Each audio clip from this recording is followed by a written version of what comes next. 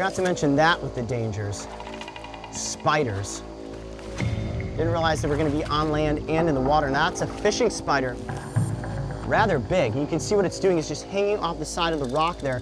What it's waiting for is little fish to come up near the surface, and then it will shoot down, insert its fangs, fill it with venom, and it's got a meal. Whoa! Whoa. Look at that. Wow. So fast. That was crazy. Some serious speed right there for a spider. All right, guys, keep your eyes peeled. It's not just the fishing spiders we need to look out for, but all along these embankments can also be funnel web spiders. You don't want to get bitten by one of those. Oh, there's a snake. A python. Right here, right here, right here. Check this out. Carpet python. Wow, that's a big one. Hold on.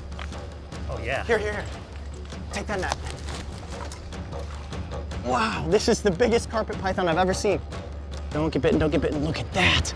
Beautiful. Yeah, come down here, come down here. Oh boy. Hold on, close to my face. Do not know how the snake is gonna behave. Just because it's non-venomous doesn't mean that it can't give you a pretty painful bite. A snake of this size can definitely open you up. This is a constrictor species, non-venomous. They have heat-sensing pits. Okay, that's close to my face there.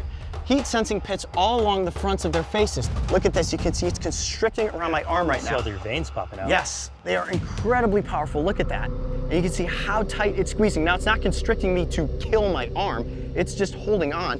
You can see the snake simply just wants to get away. He's like, what are all these cameras? What are all these lights? Who is this guy? Ooh, that's a little close to the face. Yeah. Well, he sensed me with his tongue, and of course, that's how snakes smell anything that's near them. Flick out that tongue. There we go. Let's see if I just stay calm. Maybe the snake will stay right there. Every time they shed their skin, the eye... Oh! Yeah, it bit me right in my mouth. Oh, you're bleeding. That's what you call a kiss from a carpet python. Goodness. And that's probably why you don't want to get your face too close to a snake. You let your guard down and you can see what happens. Well, I would say at this juncture, it's probably in our best interest to let the carpet python back off into the wild. I think that's about as close as I'm gonna get for tonight.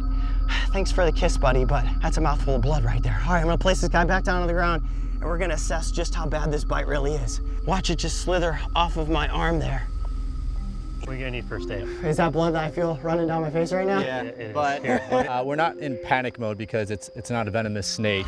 Snakes have over 100 teeth in their jaws, actually, so looks like you got a few in there. And that's a great example of when an animal says, okay, I've gone far enough and you better let me go now. And it was basically saying, yep, I'm gonna bite you in the face so that you put me down. So what I wanna do is I wanna pour a little saline. First? You can if you like, yeah. Pucker up your lips, let me see. You potentially have maybe 8 or so punctures. It's a sting patch. I want you to just run that on your lips. Oh, you're out. That hurts more than the bite itself. Spotting eels is difficult.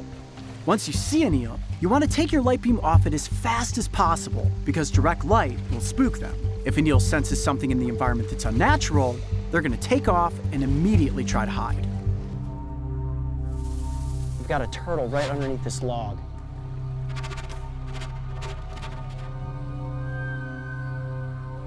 There he goes, there he goes.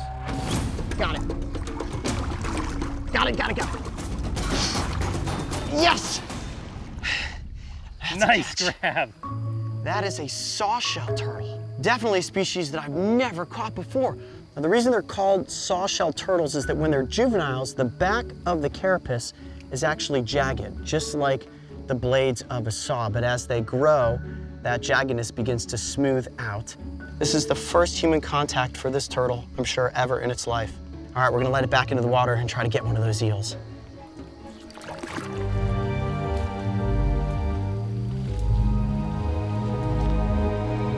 Oh my gosh, huge eel right there. Huge eel. It's right there. I gotta go for it. You guys see that? Now that eel was actively moving through the water. It was not in his pocket, which means it's going with the flow of the current. But unless that's a burrow right there, we might have a chance at scaring that eel out. All right, my hand is going underneath the rock. Oh, huge burrow back up in there. Oh, there it is, there it is. Coming out the backside. Look at its tail. You see its tail right there? This is called tickling for eels. There goes, there goes. Oh, right there, right there. Okay. Back, it's going back in the burrow. I see it, I see it. Nobody move, nobody move. Right here, right here, right here. Nobody Coming move. back, Don't coming move, back. don't move, don't move. There he is, right there. There he is. I see the eel's head. Okay, the eel's not moving. I have no maneuverability here. So it's either gonna go into the net or we're gonna lose it. Okay. I've got the net in the best possible position I can put it in. Let me see if I can coax him out. It's going in. Got it! Yes! Yes! Yes! We got an eel! It took us quite a bit of time, but we have finally got our eel. Yes! I cannot believe we got it. That was perfect. Could not have worked out any better. Okay, here, let me get back out of these vine tangles here. Woo!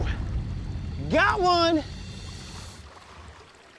Now this is a very delicate balance right here. I'm gonna have to work really, really gently to get it out of the net. If I lose control of it, it is going to get back into the water. But fear not, the fact that the eel's out of water is just fine right now. These creatures can spend hours out of water and oftentimes will move from body of water to body of water. So this creature is just fine at the moment. Let me bring it up as gently as I can. Look at that creature. And there it is, the long-finned eel. What a bizarre creature. I'm keeping it in the net partially so that I have control of the animal. Now the reason they're called long-fin eels, let me turn it around like this. Their tail is like a big rudder or an oar. And they have this fin that runs from about the center of their body all the way down the tail. Can you see that? This is more erect when they're underwater, and that tail gives them all their power. This is like a big, muscular water balloon. Now, these eels have incredible eyesight, especially at night. They're nocturnal predators. They'll oftentimes just lay in wait for their prey to come close to them, but they're rather nomadic. They will move from spot to spot, searching out food or finding a good place to hunker down. If you look at the shape of this eel's head, it's very flat. That allows them to easily navigate through all of the rocks. And they've got this big mouth. They actually have rows of teeth inside of that mouth. I don't want to take a bite from this creature. It's why I'm wearing gloves. And look at those little sensory organs up front on the nose. You see that? It's called tube nostrils. And they can actually sense their prey within the environment. All right, the eel seems pretty calm at this point. Let me see if I can actually bring it up slightly. Check this out. Oh, he's kind of twisting. All right, buddy, calm down there, calm down. They're just so difficult to hold onto because their bodies are completely covered in this slippery slime. I'm losing it. No! Now, like I said at the beginning, they can stay out of water for a substantial amount of time. Will actually travel from body of water to body of water if the body of water they're in dries up. You'll oftentimes find them in river or creek systems like this. They love flowing water, but you can find them in swamps and lakes as well. But how fantastic was this? Searching the river systems here in Australia and finally catching the long-finned eel.